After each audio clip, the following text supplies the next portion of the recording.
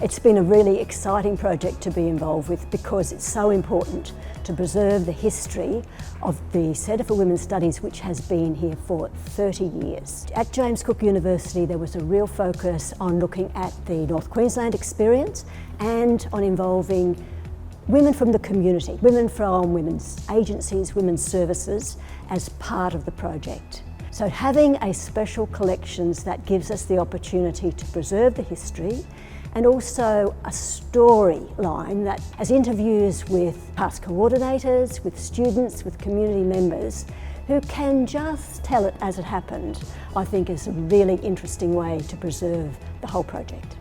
This project has been funded in part by a bequeath from Ginny Hall, a very generous legacy that's enabled us to do a lot of work on this project and preserve it.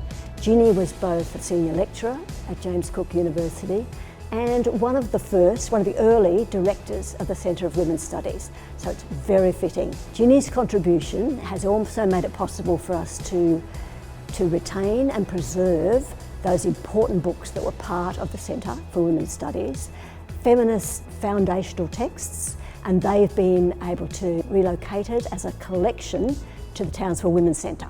Our relationship with JCU has been ongoing for a number of years now, where we work really closely with JCU, and particularly important to us is our connection with the students in social work coming to do their placement at the Women's Centre. We recognise that the social work students that are attracted to placements at the Women's Centre have a really enthusiastic knowledge and wanting to learn more and develop in the space of feminist practice. So we've really valued the Centre for Women's Studies library in that space, and we're lucky enough now to hold that in the Women's Centre, so we feel really privileged to have that there.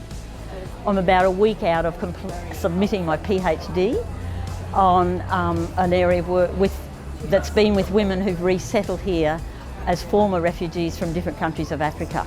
So this has all come about through the inspiration of the women's studies.